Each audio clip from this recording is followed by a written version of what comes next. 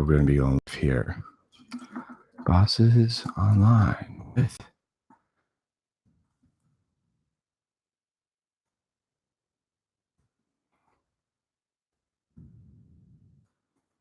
There you are. It's you, right? Okay.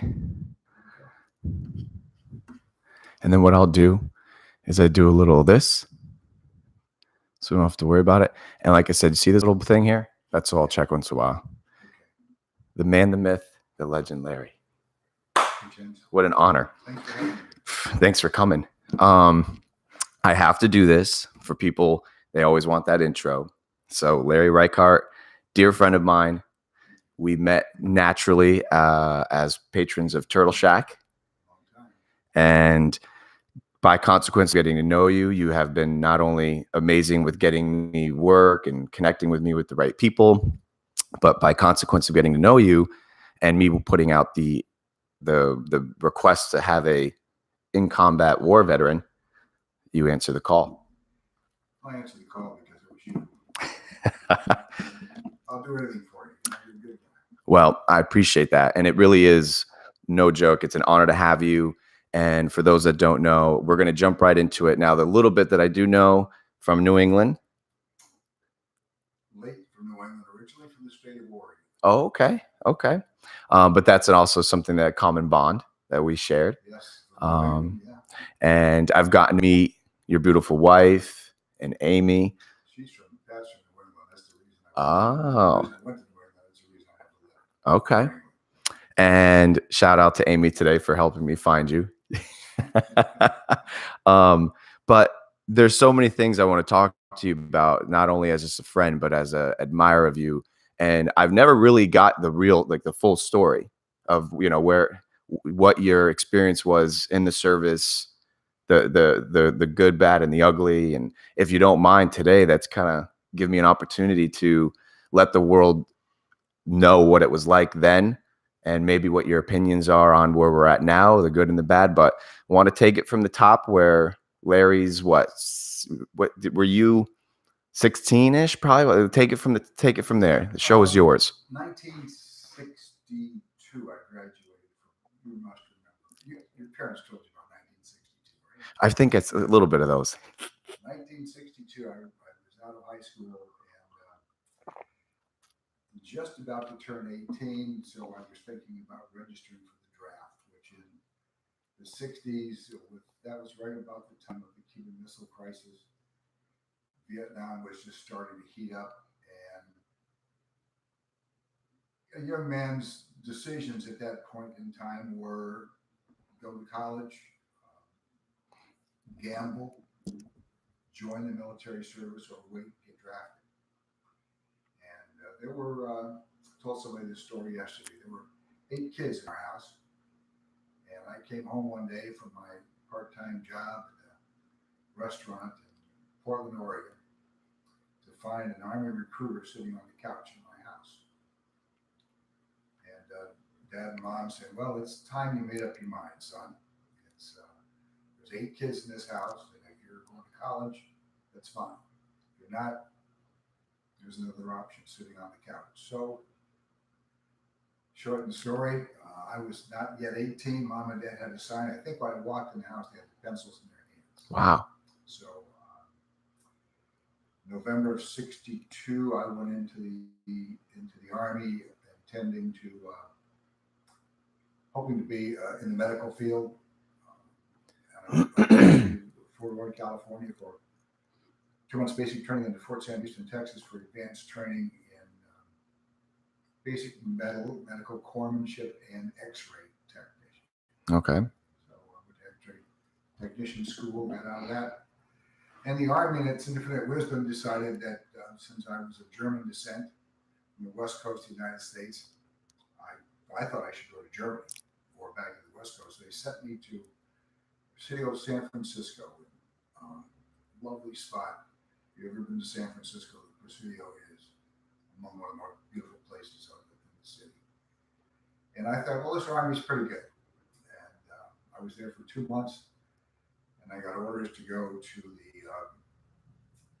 31st Field Hospital, which was thought in Fort Lewis, Washington, which was even closer to my house. Better yet, unfortunately, the 31st Field Hospital had been reassigned to a place called Cambodia. I had no idea what a Cambodia was or where it was. So I went home on leave and practiced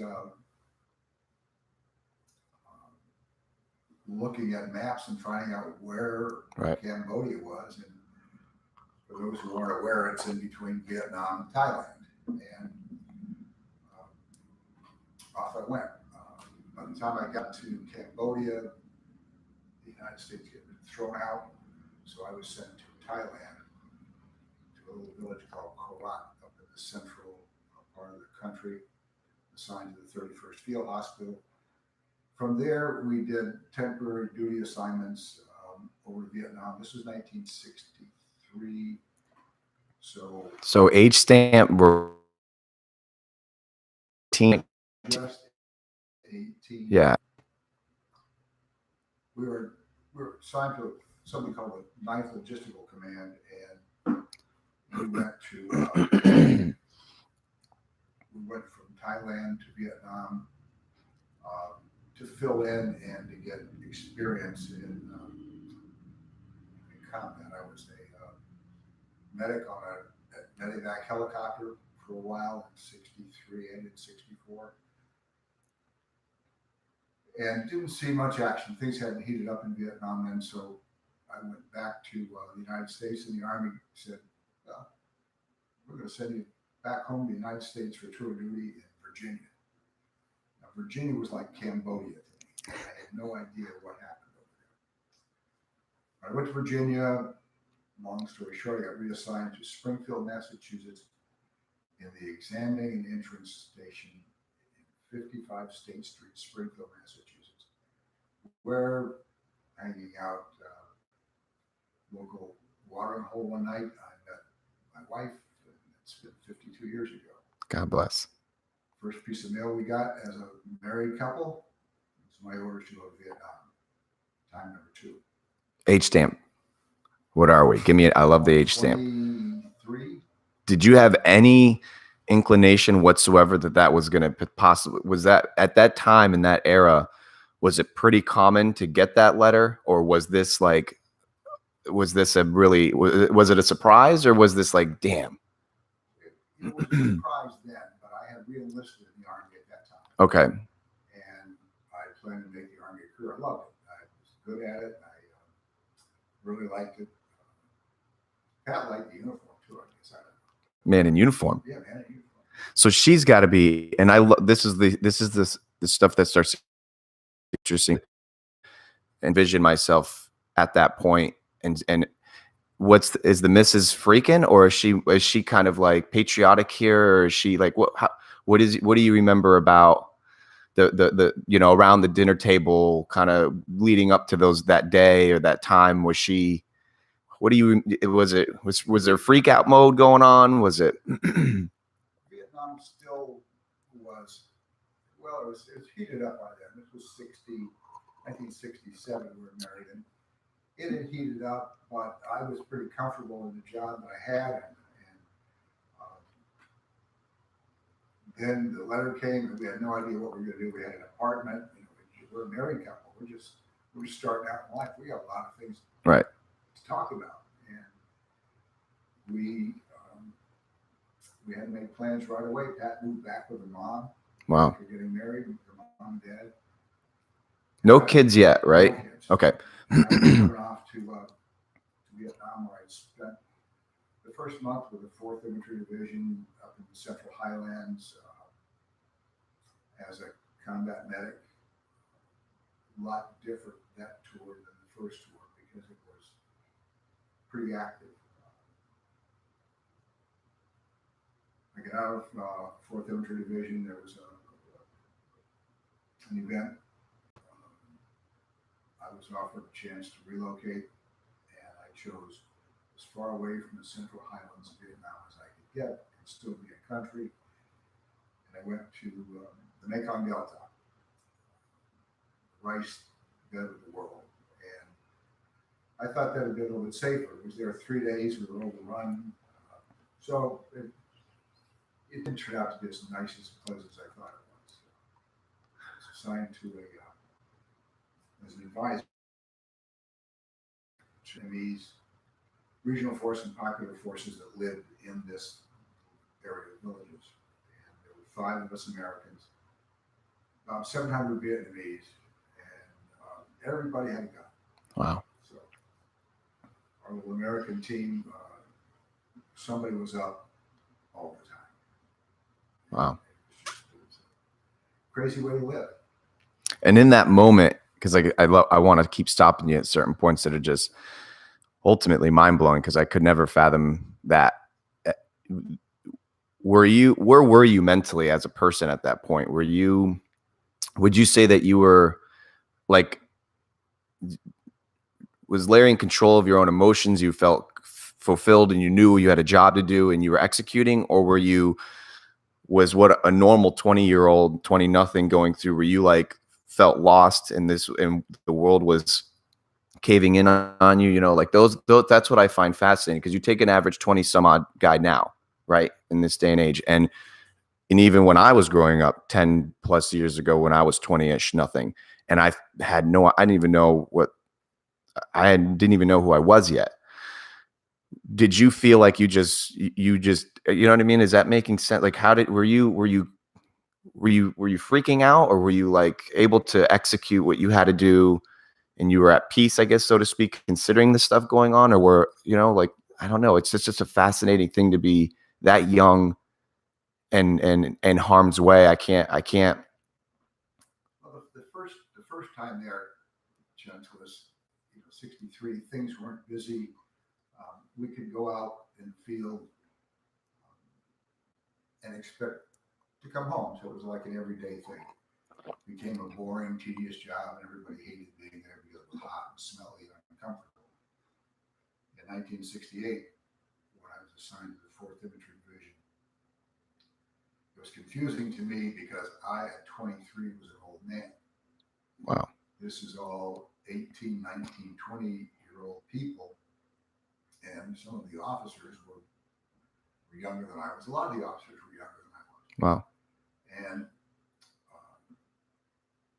it was confusing to me because these kids had no idea what it was they were getting into. A lot of them thought it was going to be fun and games, and a lot of them went over there very afraid. I had a wife at the time, and a friend of mine once said, if you got out of Vietnam okay if you went there with a good woman and a God behind you. And I don't want to preach, but we were faith-loving people then, and my wife and I were in love. I was aware of my surroundings. I was very uncomfortable being in the 4th Infantry Division because a lot of young kids I thought were going to get killed. Wow. In the Mekong Delta, attached to an advisory group with people who were, I think I was still the oldest, I think. Wow. And there was a captain, 2 lieutenants, and a radio operator. So 5 of us were constituted this advisory team. And I felt more comfortable because the people there were all closer to my own age and similar backgrounds and similar concern about the future and making sure that there was a future. Right. So we, while we did train the Vietnamese in combat operations, shot at most every day and 2 or 3 times every day. Oh. It was, you knew that you were with people that you were comfortable with, people your own thinking. It wasn't some harebrained guy who was going to go out and get you killed. Right. That's the long and short. You're blowing my mind, because I can't. 23 years old and you felt old because you're surrounded with people that are 18, and in my opinion, if things haven't changed that much from a human species perspective, 18 to 23 is a massive gap mentally versus just more than anything, because just where you're at I would have. Is it safe to say, Larry, that you grew up faster back then in general? Not only those that protected and served in our military, I would imagine, but like I just feel those, and I think you've got a good sense of me, and I try to surround myself by people that have been through things before me, and and still having my grandparents and being blessed in that environment. I feel like when I have dialogue with them, and I just, it feels like people grew up faster and were more, and I don't want to say they were quote unquote better, because I don't want to get into, but in my opinion, it's a better quality. But would you say it was safe to say that, an 18, for, like I said, at 20, you're 23 years old, I can line up 10, 23-year-old guys right now, and no disrespect to them, but they're not probably at the mental position you were at. Is that fair to say? Or You're thrown into a really big melting pot. When you leave, I left Central Catholic High School in 1962 and traveled around, camped in the backwoods of Oregon for a month during the summer to wind down after school, which I thought was so difficult. And then you had everybody in the 60s had that fear of the draft holding them. So you had to mature quicker. You had to make a decision at 18 if you were going to go to college. right, Maybe you were on the edge about doing that. So it made you make that decision whether you were going to join the service. And a lot of young men in those days joined the service.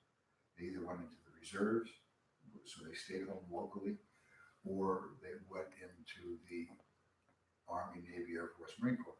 A lot of people went into the Navy, Air Force, the Navy and the Air Force because they wanted to stay out of Vietnam or out of any upcoming conflict.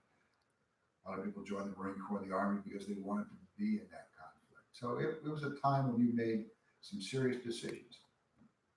My grandson's coming down next month. He's 16. He ain't got to worry in the world. right, I'm going to go hang out with Papa or do some fishing, some shooting, some golfing. right. And he has no worries. Maybe he has to register for selective service when he's 18, but there's nothing there that says, hey, I better think about it. Right. You don't have to think about anything. Would you say, like, I'm sure it was all contingent on different demographics in different states, et cetera, but would you say in your immediate circle of friends and students and things of that nature at that time, was there this energy of like willingness and anticipation to join, or was there this apprehension in your immediate? Do you remember like your fellow buddies and stuff? Was this like, hell yeah, let's go do this? Or was this more like, I'm really dreading this letter, I'm going to join a college just to get out? Because correct me if I'm wrong, but if you were attending a college, were you not able to be drafted, or you could still be, but it was less likely? What was the... You had to be, in order to get into the service in those days, you typically had to be a high school graduate. Okay. The same as it is now. You had to pass a test and a physical. Okay. Those restrictions were released significantly as the war built. When my buddies were all, the guys that I grew up with and hung around with, were all 18 at about the same time, some of them went off and joined the reserves. Two cousins lived next door to me, went off and joined the Marine Corps Reserve. Another friend of ours went into the regular Marine Corps. Other friends went into the Navy and Army and Air Force. So everybody was going somewhere. The world was turning over. We were sending people here. People were coming in. You were forced to make decisions, and a lot of people apprehensive. Would you say that there was a large sense of confusion, or did everyone kind of... what was the media like back then from a civilian standpoint? Like if you were just sitting at home, were you inundated with this kind of, was the media, I guess my question is ultimately like, were we freaking out as a country then, or did we feel, was there this patriotic, we're kicking ass, we've got this figured out, hoorah kind of thing? Or was it, once again, was the media projecting us as this, what's going on? Like what was the sense of I don't know. In the early parts of the war, while there was some concern as to whether or not our Navy ships had really been attacked by the Vietnamese, and even if the Vietnamese attacked a U.S. Navy vessel, it was somebody was crazy because they had wooden boats Right. and maybe some little gunships, but they had no Navy. There was some concern about what we were getting drawn into. But that part of the country had been in war since the beginning of time. A war with the Japanese, and then they came off the war with the French. There was a French colony. The Vietnamese wanted the French out. Um, the Viet Cong chased the French out with a big win in the battle at the end in Pula up in the Northern Highlands, and things were settling down. So the biggest thing I heard about Vietnam was, I think his name was Tom Fahey. The last name was Irish, but I don't remember what it was a minister in Vietnam about the time that the United Nations divided the country in half. There's some play about that, especially in my Catholic household, because he was a Catholic priest. And then there was that heroism, that John Wayne, Right. let's go in there and let's take care of business and let's get back out of there. That never happened. And as that lingered, then the polarization changed. And now the press that was somewhat behind military victory in Vietnam changed. And it became a sore point in our country. And the sore point that I have with Vietnam was coming home. And you spent a year without your family, a year with people who are now the best friends you'll ever have. And I'll tell you this story. I got on a plane and left Vietnam. There's a whole bunch of things in between there. But I left Vietnam The second time. second time. Okay. And don't mind me, like I said, I just here. I had Pat and I had met in Hawaii for Christmas in 1968, which was 9 months after I'd gone overseas, and a little over a year after we'd been married. And the toughest decision I ever made in my life was getting back on that airplane to go back to Vietnam. Did not want to leave her. Did not want any more of what I'd gone through. I'd been on R&R for a week, and the scabs and my skin had started to clean up, and some of the wounds were going away. And not to interrupt you, but I would imagine by this time, Larry, it was more apparent of like what was like the heated up nature, so to speak. I saw the news. I heard the news about it was completely different. We never got news in Vietnam unless we got a paper sent to us. Wow. We didn't have radio. We didn't have any embedded. So there was a few reporters. One came down one day on a helicopter and got off the helicopter. We got mortared while he was walking up from his helicopter. Holy man. Where we lived, and he got back on the helicopter and left. Had a nice little leisure suit on to deal with it. But anyway, so I got back on this plane from Hawaii, go back to Vietnam, and I got back there, and it was almost surreal. I brought back, it was New Year's when I came back. Before I left Hawaii, I had bought a turkey and some potatoes and all the makings for a Thanksgiving, New Year's Eve, Right. And got some Hawaiian shirts. Took all this stuff in a big cooler back to, from Honolulu to the Philippines to Saigon, and from the big plane in Saigon onto a bigger plane down south, and then from a bigger plane onto a helicopter back into base where we were living, and we spread out the stuff and had to find an old stove that if we had propane it would work. So we made a nice dinner. I still have pictures of the guys getting Nice. their shirts on and sitting down having a nice dinner. Anyway, right after that, a commotion was in our compound, and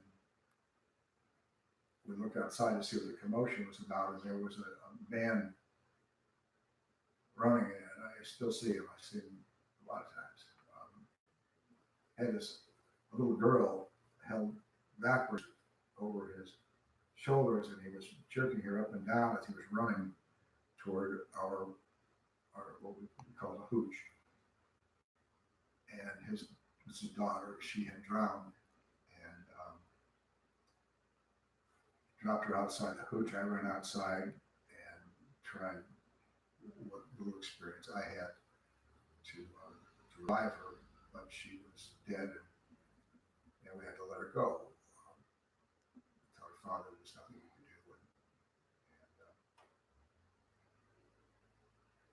do. And the boss, my boss, was a major from Chandurier, from still alive, lives up in North Carolina now. And he said, Doc, you didn't work very hard on her. And I said, I did what I could, Major, but she was dead when she got here. You know, she could have made a little bit more, but worked a little bit harder, tried a little bit harder. I said, my God, the girl was dead. That's all I'm doing. Well, he thought I didn't work hard enough at it, and he told me, I just think you've been with these people in the field too long. Wow. So I got out over the last month, and being in the field, I was in the field 11 months. You know, that's been the last month of my tour in Canto, Vietnam, flying as an aerial observer in a more protected environment with other GIs around. But leaving Vietnam, Quebec, there's a million stories in here, but flew to Saigon, to the Philippines, and I think to Guam or Midway or someplace, then into Hawaii, and then back to Clark Air Force Base in outside of San Francisco. When you get there, you're on a bus, you're taken from the Air Force Base into a place called Oakland Army Terminal. And as we drove into Oakland Army Terminal, there was people outside holding signs, they were calling us baby killers.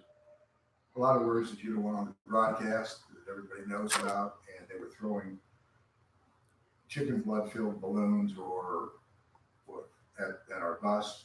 Maybe it was just ink right into water at our bus, but a lot of violent protesters outside. We had no idea what was going on.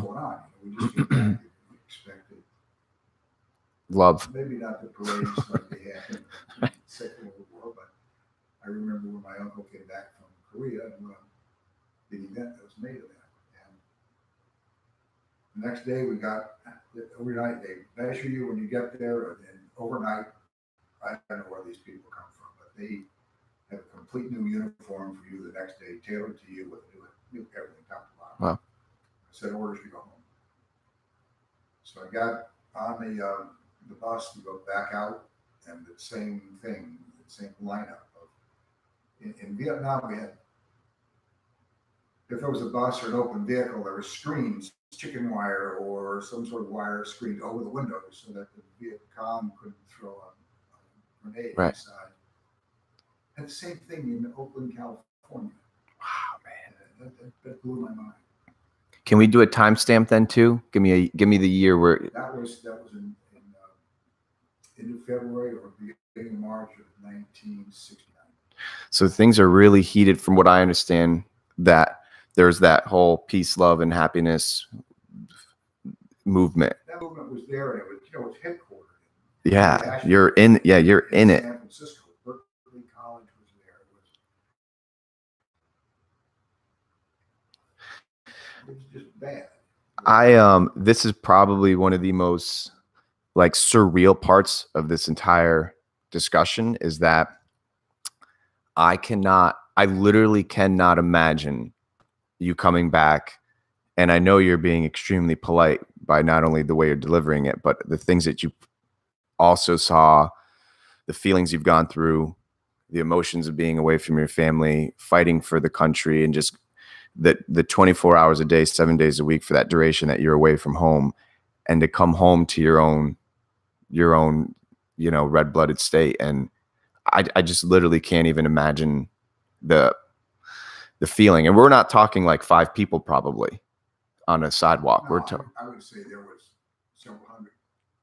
yelling, chanting, They were throwing. all, we call them hippies, but Right. they were all people. What did that?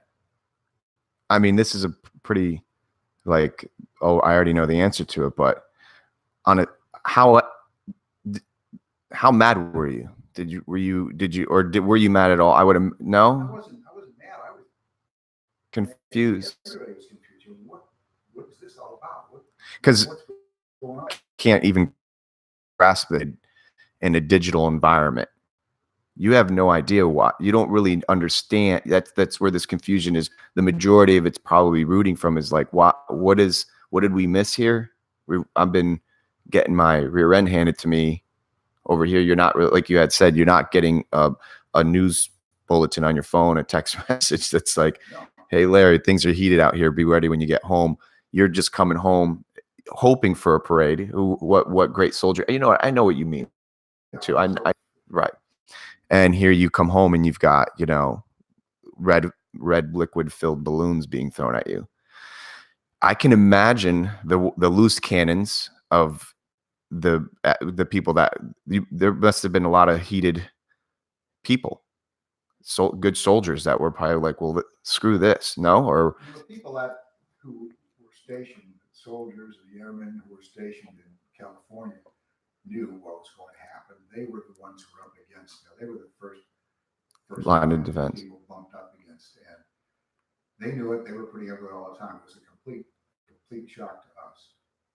But once you left that area right outside the gate at the Oakland Army Terminal, it wasn't too bad.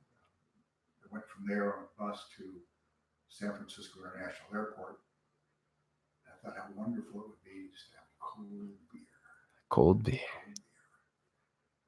And went into a bar and I had a cold beer. Chenzo's best beer ever. Do you remember the name of the bar? Just some random trigger. Bar at San Francisco International Airport. Do you remember the beer you had? Oh, I don't care.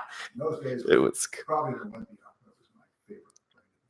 Now, was it typical for a soldier to be, were you in uniform or were you civilian status at that point? Like, what was your clothing? Were you? I had no clothes when I came back from Vietnam. I had nothing. So you're in uniform. So I'm in a brand new uniform, all nice and clean. Nice. I had a second beer. You deserve a second beer. It's really good. And I got up to leave and I asked the bartender for the tab, and he said that paid for. And the gentleman in the bar said, "It's on me, thank you." Now, this is great. Got on my airplane and the seat in the airplane, and lady sitting by the window. I got a middle seat, I'm not sure. Lady sitting by the window reaches up and pushes her flight attendant call button. In those days, they were stewardesses. And the stewardess comes down the aisle and she says, "Yes, ma'am. Can I help you?" She said, "I want to be moved. I don't want to sit next to this baby killer." Come on, Larry. And I had no idea what was going on, what she meant. On a quick side note, was baby killers kind of the common denominator of what you guys are like that's what it was being projected at you, baby killers back then. Okay, so I can't even. You're boarding an airplane to go home. The euphoria, the 2 beers, the nice tailored suit. You're going home to see Pat, the wife, Home to see my wife. and here we go. And you got this lady says she wants to be moved. Is she moved ultimately? Flight attendant says, "Come with me, Sergeant." Ooh. And I went to get my jacket, which we call a blouse in the military. And she said, "I'll take care of that. Come with me." And she took me up first class and set me in first class with two seats that divided in the middle. That came up and said, "You look tired. Why don't you lay down?" And gave me a pillow and a blanket. And I woke up in Chicago. Okay. Landing in Chicago, where they had called ahead on TWA Airlines and put me in first class on our next leg of my trip. Hell yeah. So that turned out that lady was still sitting back there and coaching. Damn right. And I was up in front first class, and it was I appreciate it. What a moment. Yeah, it did make up for that. That's one of those defining moments. Mm-hmm. There's a number of them, but that's one of those defining moments about coming back from Vietnam. The defining moment that I'll never forget. I'll never forget seeing my wife and at the airport in Hartford. But I'm never going to forget that. I'm never going to forget those kinds of people that would think that that's the right thing to do to somebody. Was what kind of guy were you at that? I mean, right now, you're once again, I'm not just blowing smoke here, Larry. You're one of the most amazing dudes I've ever met. And I mean that sincerely. What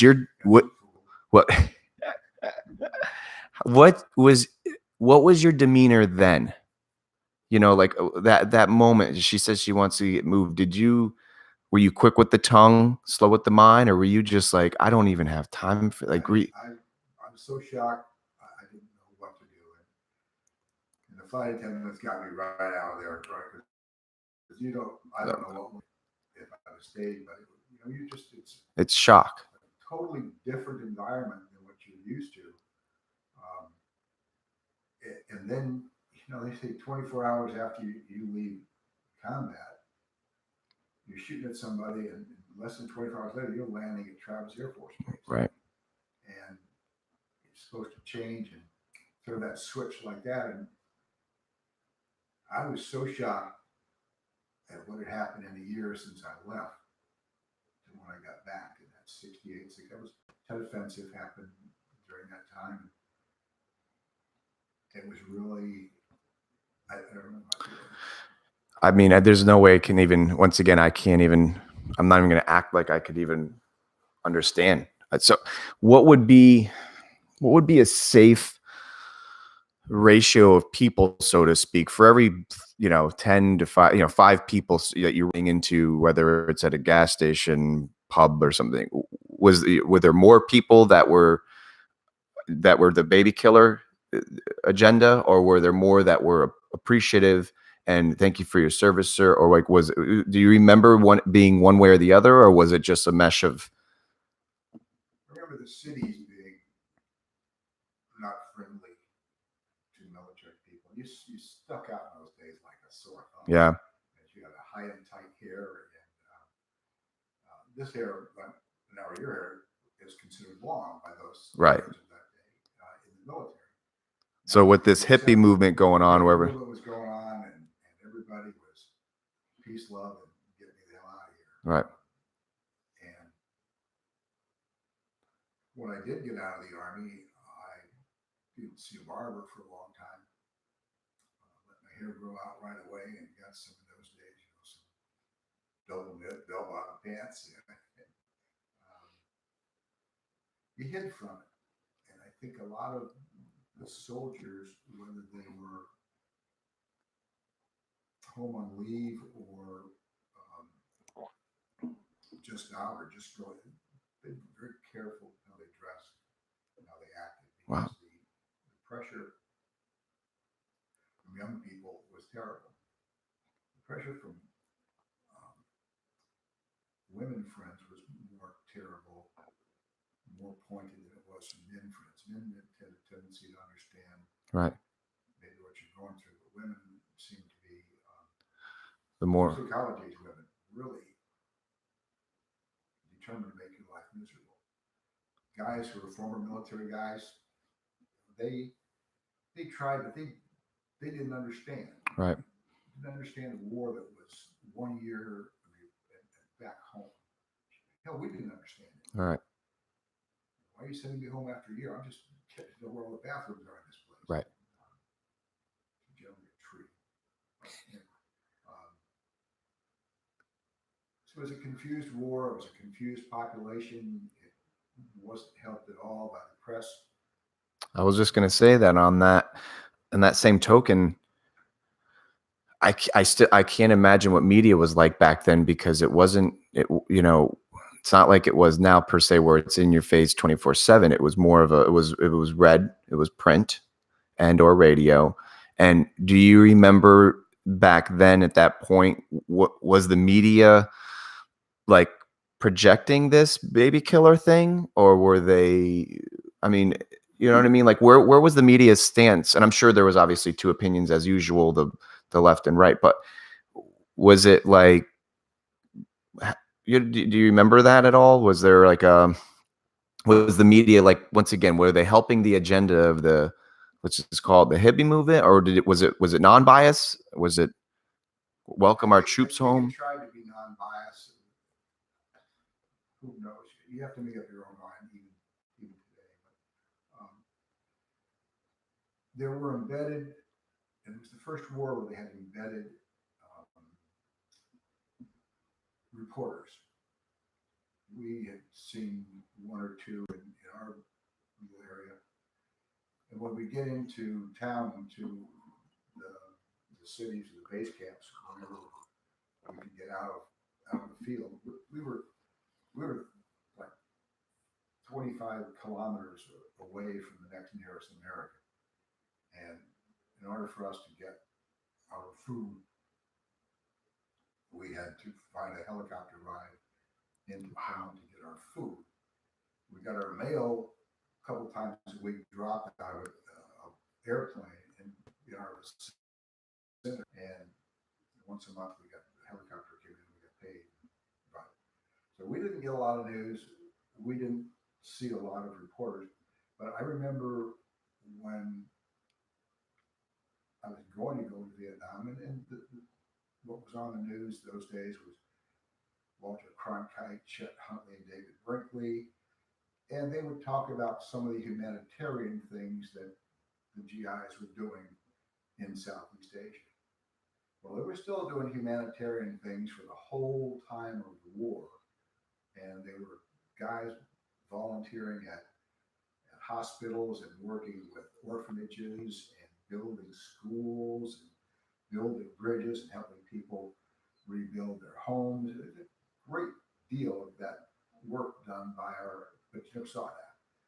You saw the rare battle or tree was going, you always saw the bodies, but you never saw any of the good that was done. It was so the country was fed right. a media blast of all this negativity. Right. Westmoreland standing up saying it's in hand, and you know that it's not. And then Cronkite says, "I'm afraid the best we'll get out of this is a draw." Wow. So the media turned, the country turned against you. There was protest in every city and state around the country, from flag burnings and coffin carrying, and it's not a good time to be a young person. I was just going to say, what a unique time, because now, from my 30 nothings, I mean, everyone's got a mission, everyone's got a agenda, and everyone's got something to say, and especially with the social media, and people hide behind that and want to push whatever their opinion is, and they push it hard. I can't imagine then an act of to exercise an opinion or to exercise your outlook on life required some work. It wasn't as easy as a Facebook post. It required standing in a street, holding a sign, throwing this balloon. So from a diabolical standpoint, it's actually rather, it's noble because they took a stance on what they felt. But the sad fact is that what they were standing for, it's so surreal to imagine the media pushing this and I'm sure they push, like you said, every once in a while a good story, but very rarely it was the rough, tough scenes of these bodies. And you're saying that was obviously happening, but there was such other good things happening as well. What you guys were, for instance, there was probably a lot of good stories that came out of people you did help, and the people that were saved, and the people that these bridges and these schools, etc. Did the government or the military in general back then, Larry, was there like a division and or a system in place to help you? Like, hey, look, you're going to be chastised. No, that wasn't even in place now. No, I see some of the kids that are getting out now. God bless them. Just wonderful young people getting out. You and I have some mutual friends who are recently in the military. And what's available to them now is terrific. They have a person they can call whenever they have questions about their transition. And we got off of a plane at Travis Air Force Base, were bused to Oakland Army Terminal, were thrown into a gymnasium with cots in the middle of the floor and given a shower and scrubs to wear while we were being fed and our uniforms were being prepared for us. And there was no orientation, no dial 1-800 Right. care. Right. No, it was just you have to get out of here. Wow. So these guys now, it's wonderful to see the trend, the changes that made. And I certainly am proud of these kids now that come back and proud of what they're doing, what they're told. And I'll tell them that when I see them, and maybe that's the way the guys were around me. We'll tell them when we see them, we appreciate them, but I'm not going to any parades. I'm not Right. waving any flags at the airport. Right. Man, what was, I can imagine your beautiful wife, who's a sweetheart. Was she wanting to like defend you, angry then? Or was she just consumed by the euphoria of you being home and it was just, I don't care about anybody? Or was I it? don't think anybody ever gets euphoric about me coming into their house. Even someone. Nice word though. She was really upset. She was very upset. Her dad had been on the USS Wasp during World War II. God bless. My uncle, who was my best man, was a Marine sergeant in Korea. But we knew a lot of military people. There's a lot of military people in both sides of our family. She was upset, very upset, and so we stayed away from that. Right. We had people that we knew that were opposed to the war. Nothing wrong with that. Rub my face in it. I will rub yours in, and we hung out with some of those folks. We hung out with military people also. But she was never happy about, and to this day is not happy about that story that I told her about when I got off the airplane. When the was this the first time that this had happened as a country with all the other prior wars and engagements we had been into? Was this, I'm sure it had happened, but was this a higher population at this point, especially with because from my, obviously not being alive then, but like my opinion of what I've been fed and or research from the quote unquote hippie movement had a lot to do with not only the political agenda, but also the music scene was changed. It was just a lot of change in America in general. I'm assuming, was this all part of this like perfect storm that brought this to the table at that point, or did all of our past soldiers and other experiences kind of get that same, you know what I'm saying, like? Well, they just had a picture in the paper, victory in Japan Day, when that Navy sailor in Times Square kissed the nurse. He just died, so that made a big issue out of that. Brought that back to how there was support because it was an identifiable evil in Hitler.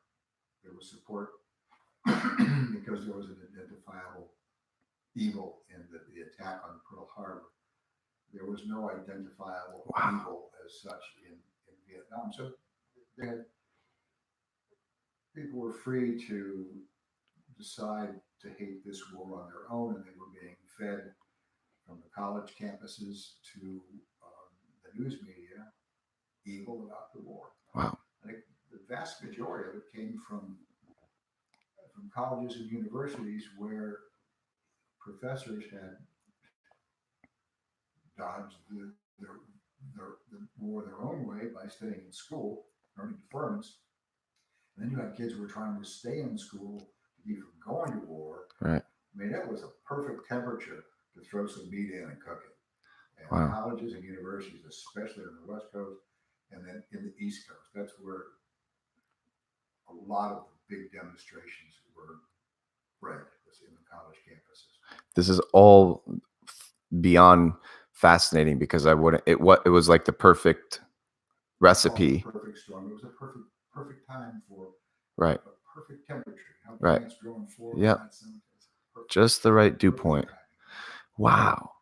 So it was safe to say that probably a kid from 18 to 20-ish that wasn't enlisted, had no plans on being enlisted, or had taken actions to not get enlisted was probably getting fed and or being somehow the agenda was being, it was easy to be susceptible to that. Young people very impressionable, Right. Especially when they had this threat of the draft hanging over them. When they had, and the government was doing everything in its power to exacerbate the situation, make it as bad as we can. Now, instead of taking high school kids just to go into the service, it's the draft, or take anybody. Right. You know, they lowered the requirement for high school to having driven by a high school almost. It was that bad. Right. They lowered the score to get into the military from 70, my favorite number, to 17. Wow.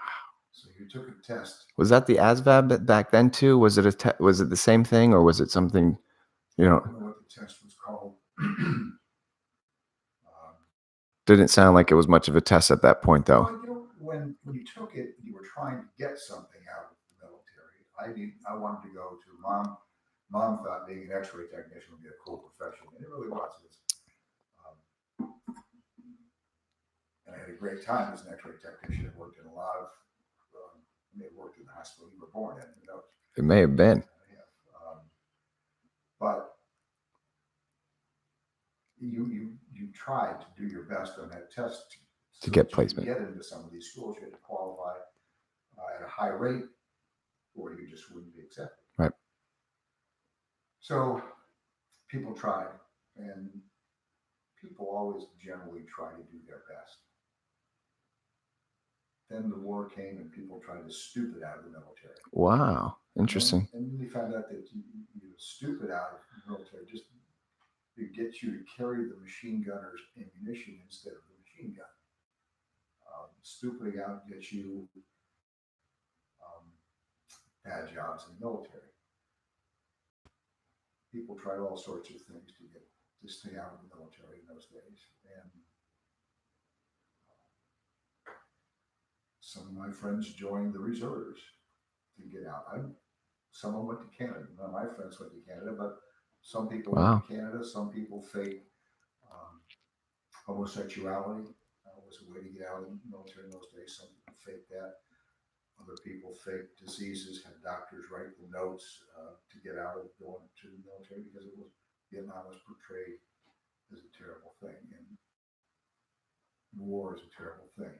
But when you're picking on the individual rather than the problem. The problem was between, in those days, Saigon and Washington, D.C. The biggest problem were in Washington, D.C. In fact, they still are.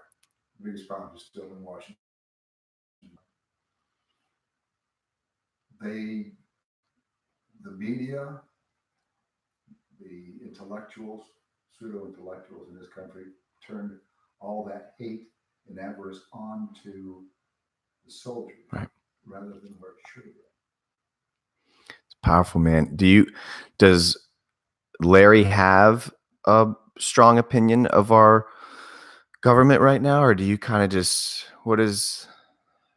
do you kind of just let it? I mean, because my opinion of you is you're a pretty chill guy, and I've never heard you ever really say anything in a negative connotation, so to speak. So, and of course, I get you at your high points. I know we're usually chilling at good venues and we're hanging out, but do you have some pretty strong opinions of where we are as a country right now, where we may be heading, or do you have any, you know? It depends. I'm a high school graduate from small Catholic high school in Portland, Oregon. Work, retired, and I'm living a good life in Flagler County, Florida. But it's a great country. I've been to a lot of other countries. Pat and I have traveled extensively. I've seen the high spots in Europe. I've seen some low spots in Europe. I've seen Asia. Seen parts of South America. It's been Australia and New Zealand, and this is a great country. It's a great, great, great country. What troubles me is the government is doing that decisive thing that they did. They're pointing the fingers at the wrong people. People in Washington, D.C. should be pointing the fingers at themselves. In Vietnam, during the Vietnam era, everyone was taught to point the fingers at the poor guys coming back off the airplane who had just done what they were told to do. They made them the villain. Now it's people polarizing in this country, trying to make the other guy the villain rather than saying, hey, we need to get this straightened out. And you get a Democrat that gets in, the Republicans get riled up and they pick on him. And you get a Republican that gets in, the Democrats get riled up. I try to stay out of government as much as possible. Well, you do a really good job at it, because I've never, and I would say it's safe to. Oh, and by the way, I agree with you 1,000% with.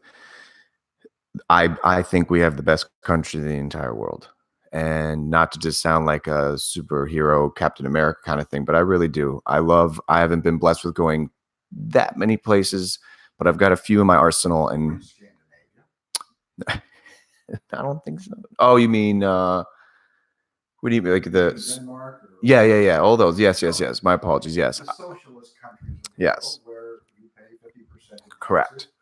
Yes. Get room to the tune coverage, and that's nice. Right. Until you get new people moving in. Right. Norway, one of the most beautiful countries in the world. We traveled there, and it's a wonderful country as long as it's the Norwegians, as long as it's just Norwegians. Right. Now the economic unions, people moving from all over the world, they're very diverse. It's not as simple as it used to be. Well, when you made the comment about this being one of the best country in the world, you had a lot to do with that. And I've said this to you a few times, and even those great folks at the DAV, and I have such a soft spot in my heart for anybody that serves and or has served, and especially those that have been in situations. See, I think you had briefly shared this story with me in passing one of the first few times we had met about that the welcome home party, basically, and how surreal that must have been. But I don't know. It's just it literally is mind blowing to just imagine being that moment at that time. And still, let's be honest. I mean, 20-0, man. Like 20's nothing. I'm me with my soccer, and I'm playing soccer with these guys. They're 20-0, and I love anybody that knows me, that knows with that sport, and people that have played either on my team or even if you're on that pitch with me, there's something special about that. So these guys, I love them to death, but I know they're young. They're 20. We're live, so pardon the dogs. My wife, I think she's smart. She leaves the back door so she can. The boss is home. But I know that they're young. There's things, now being the 30-nothings, you go, some of the cares and concerns that you have, they're completely polar opposite of what I'm thinking about in the 30s. So I can't imagine back then you're still figuring it out. You're still right. It was safe to say that you're just still trying to. Still trying to figure Yeah. It's still. What do you want to be when you grow up, Larry? I don't know if I'm going to retire someplace that's warm next time. It's been a cool winter here. It has been a very cold winter. But no, I really appreciate you sharing this story because I don't think, and here's my opinion of what's going on in like I don't think in my generation and the generation now coming after me, I hope that we start doing a better job to surrounding ourselves by people like you and learning from your mistakes, learning from your successes.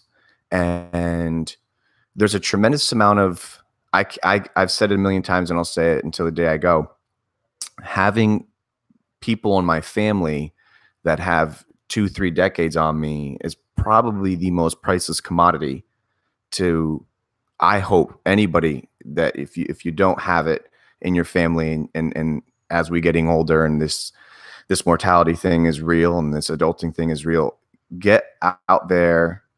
And here's a crazy story. I happened to actually get a phone call today from a nursing home. And this poor gentleman, I could sense the despair in his voice. He must have gotten like a robocall. There's a scam going on. It's nothing new under the sun, but there's a scam where these people call you and they say like they're going to extort you if you don't give them money. Obviously, it's not applicable to a dude like me.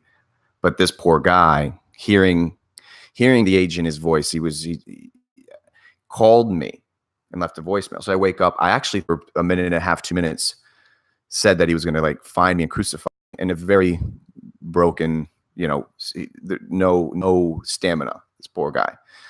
So I listened to it, immediately took zero note. I knew he wasn't directing it towards me. And now with these robocalls, they're able to mask phone numbers and they just pull in, and there's a thing called VOP. So there's just like a VoIP system. So anyways, I call immediately. I happen to be Grand Oaks Nursing Home, which I've attended many times, not only from family and friends of my own, but I used to actually go there and want to spend time. I'll never forget, I walked in there once and asked if I could just chill, like at their tea time and I'll never forget the receptionist. I like was blown away, and I wasn't doing it for any accolades. I didn't do it on the behalf of a business. I didn't do it to get minutes or points for something. And for a hot minute there, when I was still trying to find myself, would go and chill at the nursing home all alone and would just, there is a fine line because there are those, God bless, that are dealing with elements that are not sound mind, sound body. So I wasn't there. I don't need no accolades. I was doing it for myself and in exchange, wanting to talk with gentlemen and their women that could teach me something. And even if it wasn't teaching me, but being around that, I feel like they've already been through what I've gone through. And I'm a firm believer and really sincerely, yes, technology is fantastic and leaps and greatnesses in the medicine world, et cetera, but there's really nothing new under the sun. We've done this. And we're really not even that sophisticated. And I've learned that even the greatest guy is not even over 100 years old. So we're all here just for a blip. But I've noticed that if you surround yourself by people, and even if they don't have 3 decades on you, 1 year, 5 years, they're always willing to like turn around metaphorically and kind of like help you, Whereas I've noticed there's a change in the culture. Now we are super spoiled in Flagler County, but there is a change in the culture, more state-based, that when you get people near around my age, this, what are you going to do for me syndrome maybe, or the sizing up. And now, once again, this is probably nothing new under the sun, but for me, as I embark on my 30 nothings, I've noticed that the what do you do syndrome is in full effect. What acronym do you have behind your name? And they're not very likely to gonna do the come with me, I found something. It's more of like, what do you got? Boom. And I don't like it. And one of the biggest reasons why I hope that I can continue to do this show is to remind people on the daily that we're idiots. We really are. And important to put yourself in positions with people that have been through it before you. And I feel like this is no profound statement, but wisdom comes by learning by the mistakes of others. And I firmly believe that. And it's not always a mistake. I don't want to sound, yeah. And having people like you in my life, having people, like I said, and anybody that's willing to turn around and help, to just to lend a hand. And it's not even just always physical. Like it's just it's the communionship.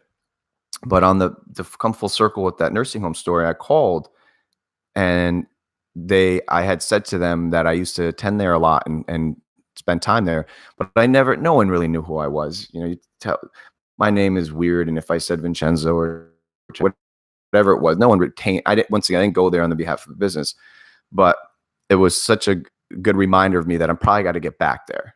That's how I took it, because I said, have you heard of this scam? And she goes, I've never heard of this. And of course, I'm sure the lady working at the front desk, she's got a million things going on, so she doesn't have time for this.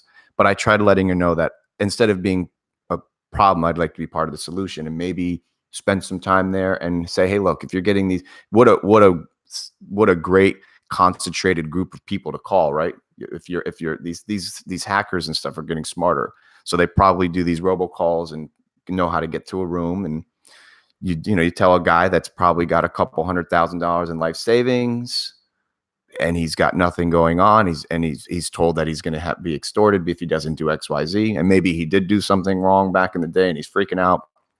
But point is, those that are listening and those that listen to this, get yourself surrounded by people like Larry. And I mean that. There's so much that I learned from uncles and my father and mother, of course, grandfather was a big part of my life, so I try to be a big part of my grandchildren's life. But the old saying in the world, you're given 2 eyes, 2 ears, and 1 mouth. And there's symbology in that. You're supposed to see, observe, and listen twice as much as you talk. I love it. Try to teach that to my kids. They'll never let me forget the number of times I've told them that, but it's important that you hang out with other people. I spent the morning with some of my people at the VA clinic in Daytona Beach. And a lot of us old guys out there, and a lot of them, the old Vietnam guys, proudly wearing their colors, showing off that that's who they are. It's easy to do at the VA. But in Flagler Beach, 15% of the people in Flagler County are veterans. It's amazing. Registered veterans. There may be double that number because reservists don't register as veterans. There's a big right. pot of veterans and knowledge here in the city. So you listen to all old guys. There's a whole bunch more of them out there. Well, when you introduced me to the DAV, I was honored, and I mean that sincerely, and I still am. I'm still helping them out with some things, and to be in a room, man, I can't even explain it in words, but to be in a room, even when I'm waiting for the meeting, because I get sat into the little waiting room, and then there's something going on in there, and they're not ready for me yet, and I get to sit down there, and there's a couple good guys, and just to have some dialogue with them. And it's not always war. Actually, it's never war. It never is. And I'm not the dummy that goes like, what was this was one-on-one, and it means the world to me that you've shared it. And for those that are listening, you've never really divulged any of that, really. You've never really shared any of that, which means a lot to me, because I know it's not fun to talk about. But when I'm there, just here and there, I'm going on a cruise next week, one of the guys, and the other guy's like fascinated that I'm an internet or whatever the hell that means to him. But once again, turning these on, and just there's something really subliminal, and just so like, I mean, I don't want to sound super trippy or hippie, but there's something spiritual about it, man. Being around guys that have seen a lot more jazz than I'm probably ever going to see. It's a great group of guys.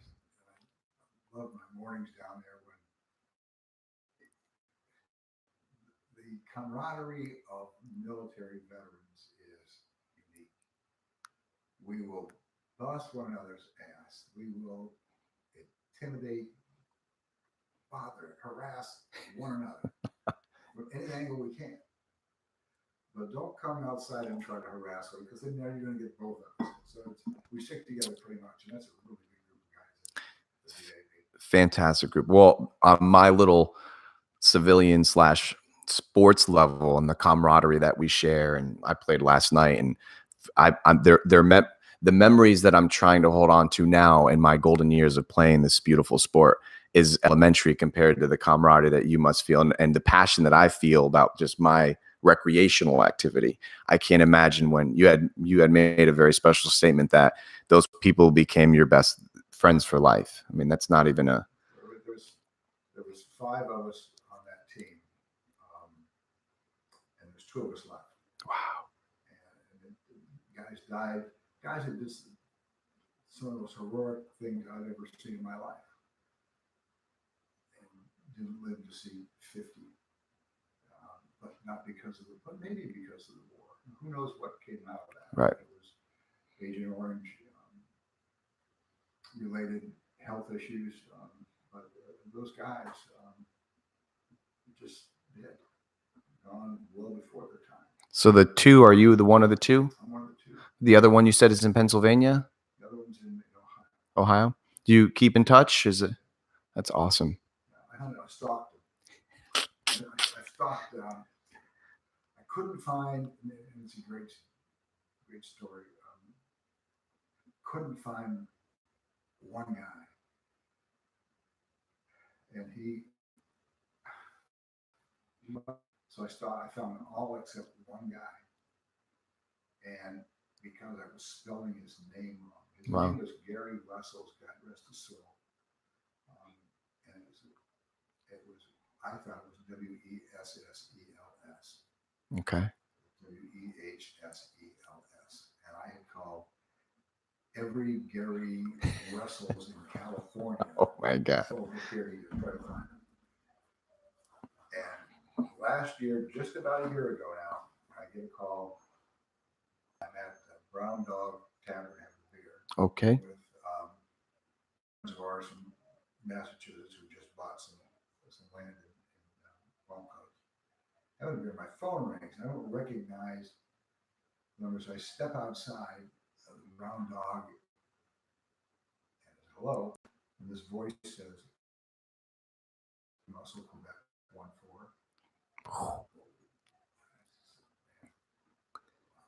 50 years ago, I was Muddy Muscle Quebec 1-4. Who's this? Is Muddy Muscle 12? No. The call sign of the technology of the Army. I knew who he was. He knew who I was. And we had met 50 years ago. And he tracked me down. Well, he sent me some pictures he had. And Gary Wessels was in one of them. Wow. As soon as I looked up Wehsels, I found him in Sacramento, California. And the next line down was his obituary. And he died right after I had been in Sacramento, California. Wow. That close. What you're literally this is goosebumps worthy, man. This is some you getting that phone 50 years ago, and this guy, you guys reconnect. Unbelievable. He's actively trying to reconnect with a bunch of other people. I gave him some names, and we've been doing some work. We've been sending some letters out, doing some email and some Google tracking. We found a few of the other guys. Heck yeah, man. Pictures of the guys. Older gentleman. This movie about that. Anyway, with our golf league that mix people up. You never know who you're going to. Okay. That's some really interesting people. When you have time to sit in a golf for 5 hours, and shut up and listen. Yep. That's some great guys. Was Pat out there on this one? No, this is the older guy. Okay. Yeah, he loves that sport. He ran with it. He's on a whole nother level now. He's really loving it. This is all old guy. We have Air Force veteran, Navy veteran. Wow. And a retired gentleman from Michigan in our group yesterday. It was just a lot of fun. Yeah. Where'd you guys play? We played Grand Reserve over in Pinellas. Is that your home? Where's you have your home? Where's your home course? What you would consider home field? That's what I thought. You're like once a week, if not twice, aren't you? At least once a week. And when my buddies are down from up north, and it's more often. We play a great golf course. What's Larry hitting these days? Larry shot 83 yesterday. Are you kidding me? And choked on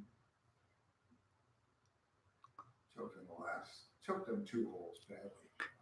83, huh? Yeah. Well, I don't think I've ever shot under 100 and something. And that's with like a mulligan of a hole. Long enough to play my age. Keep getting further. Well, I can't thank you enough for coming on, Larry. My pleasure.